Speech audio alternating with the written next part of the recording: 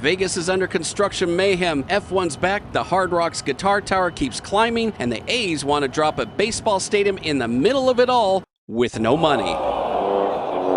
Buckle up! This is what's really going on the Las Vegas Strip. Because Vegas never sleeps, Caesars Palace decided its nightlife needed a daytime sequel. Meet the upcoming Omnia Day Club, a 3-level, 46,000 square foot sun-soaked playground replacing part of the frontage along the Strip. Planning documents filed with Clark County show a massive outdoor venue connecting directly to the existing Omnia nightclub by a 78-foot pedestrian bridge. Translation: one quick walk, 2 different hangovers. The blueprints reveal 2 main pools about 900 and 1,100 square feet, plus 2 smaller plunge pools, a DJ booth that looks more like a stage, and rows of high-end cabanas wrapping every corner. It's not a hotel pool, it's a festival in a marble toga. The design review calls for Roman-style architecture, stucco arches, columns, stone finishes, all to keep that Caesars vibe while pumping house music you'll feel 3 resorts away. The structure peaks at about 51 feet tall with a removable center canopy for when the desert decides to melt tourists. This is Omnia's expansion play, nightlife dominance now stretching from dusk till dawn. The day club isn't just a pool deck, it's a marketing weapon. Expect celebrity DJs, influencer pool floats, and $25 water bottles with crate branding. Just what we need. Caesars filed the plans in early 2025 and the project cleared its design review with the Paradise Town Advisory Board soon after. Renderings show the bridge connection hovering right above Las Vegas Boulevard, giving Omnia one of the most visible daytime venues on the Strip. When this opens, don't be surprised if every influencer within a 5-mile radius suddenly remembers they love EDM.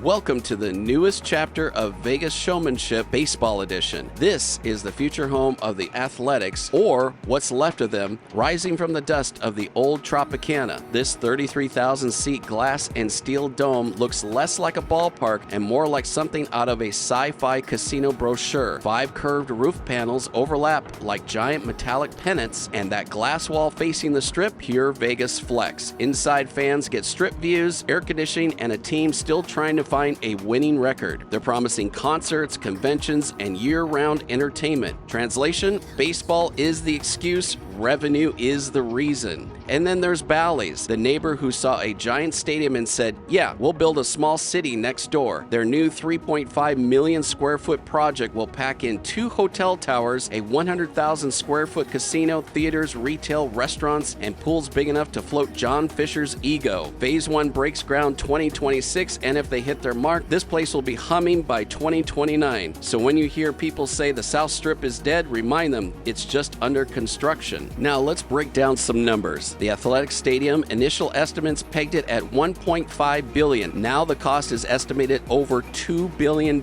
with public funding capped around $380 million via Nevada's Bill SB 1. Later filings suggest the ballpark's actual cost could reach over $2 billion, and questions are floating about whether the team is fully locked in with financing. On the Bally side, although detailed cost figures are scarce, the mixed-use entitlement covers 3.56 million square feet, and Bally's lease pays roughly $10.5 million per year on the 35-acre site. Bally's is juggling major projects in Vegas, Chicago, New York, and analysts are noting that the firm is moving slowly if demand is slow. In other words, they're not fully committing to spec build-out without market assurance. In short, the plan is massive, the concepts are public, but the money trail, still some big gaps. Ownership for the A's and Bally's will need to deliver, or the Vegas showcase might get delayed. What do you think? Do you think this A's stadium will ever get built? And on another note, while filming this section, Oyo Security stopped me and said, I cannot film here anymore. They said all social media influencers, media even, are not allowed to film this area. So I don't know if they've got some kind of deal going with the A's and Bally's,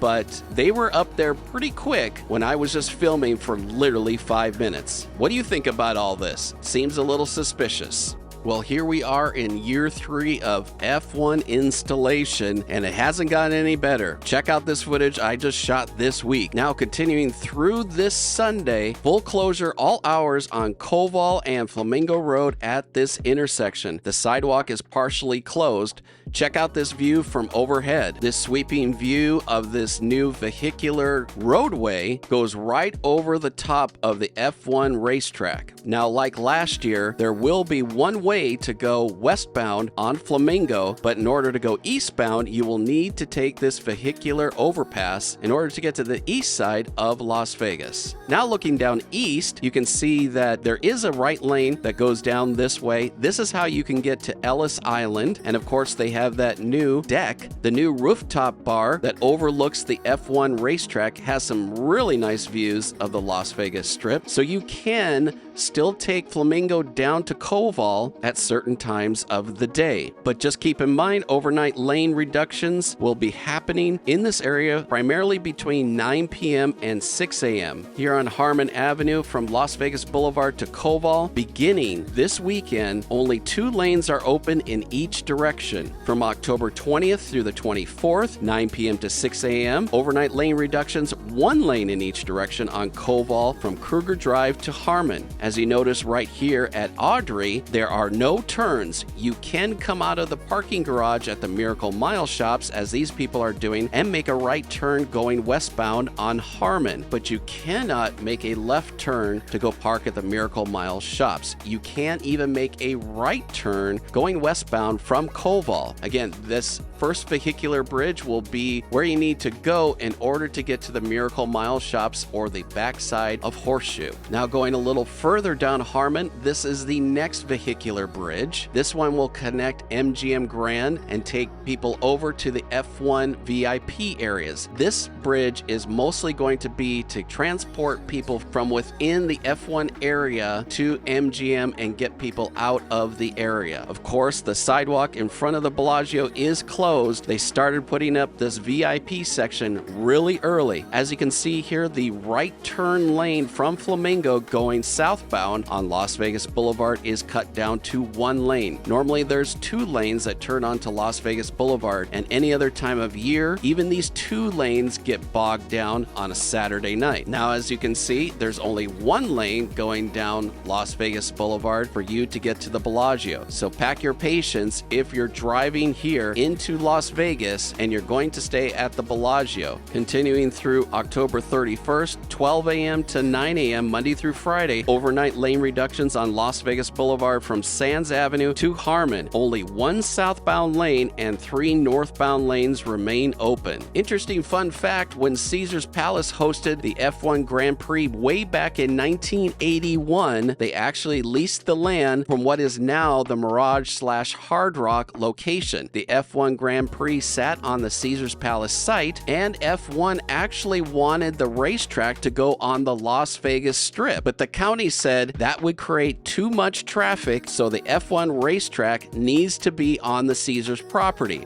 Back then they were concerned about traffic, and now we'll just run the whole 4-mile race all the way down Las Vegas Boulevard and surrounding streets, creating a headache for all of us locals and for you wonderful people that are visiting our wonderful city. Now, this section in front of the Bellagio has leveled up to billionaire status. This is called the Fountain Club, by the way, the ultra-exclusive grandstand built right over the famous Bellagio fountains. For about only $8,000 per person and as high as $12,500. If you like your champagne chilled by other people, you get a gourmet meal from celebrity chefs, open bar service, rooftop viewing decks, and maybe a whiff of exhaust if the wind is right. It's technically open to the public, but let's be honest, if you can casually drop $8,000 for 3 nights of racing and rosé, you're not really the public. The rest of us will be watching from behind the barricades, squinting at taillights between palm trees, and that's all right by us. Well, goodbye Volcano, hello guitar. The Mirage is officially shredding its tropical past and tuning up for a full-blown Hard Rock revival. This isn't just a name change. The new Hard Rock Hotel and Casino will gut, rebuild, rebuild and reshape the north end of the property from top to bottom. Here's a set list. The old animal habitat, gone. Pool structures, gone. The North Valley, getting a total remodel. Even the resort pool area is getting a facelift worthy of the Strip's next headliner. Front and center will be a new hotel tower, a 600-room guitar rising from a 105-foot podium with 36 occupied floors and a total height of 542 feet to the top of the body and a max of 660 feet when you count the neck of the guitar. The design swaps out fake palms and tiki torches for glass and metal, glazed curtain walls, stone veneer, and enough LEDs to make Fremont Street jealous. At street level, roughly 48,000 square feet of gaming, 96,000 square feet of retail and restaurants, and yes, plenty of room for a new pool, spa, fitness center, and salon. The whole thing sits on the west side of Las Vegas Boulevard, right where the volcano used to blow. A new main entrance will stay off the existing Strip driveway, and the north entrance will still feed in from Sammy Davis Jr. Drive. In short, they're keeping the access points, but not much else. According to Clark County filings, the project covers nearly 70 acres and adds over 1.2 million square feet of new space. That includes a 70,000 square foot live theater, a 60,000 square foot ballroom, an expanded low-rise wing, 6,500 square feet of new retail, and another 63,000 for the North Valley remodel. It's part demolition, part resurrection, and pure Vegas spectacle. Architecture Kalai Juba Wald's renderings show the glass strains of the guitar glowing against the Strip skyline. The tower itself will top out taller than Caesar's Palace and nearly rival the Strat's midsection. When it opens in 2027, it'll be impossible to miss. Now, while we're here looking at the Hard Rock guitar taking shape, here is the Mirage sign, and it is almost completely gutted. Check it out from a couple of weeks ago when we had our last construction update until now. It is only a matter of time when this sign is going to be completely down. Look at all that steel from way back in the 80s, and now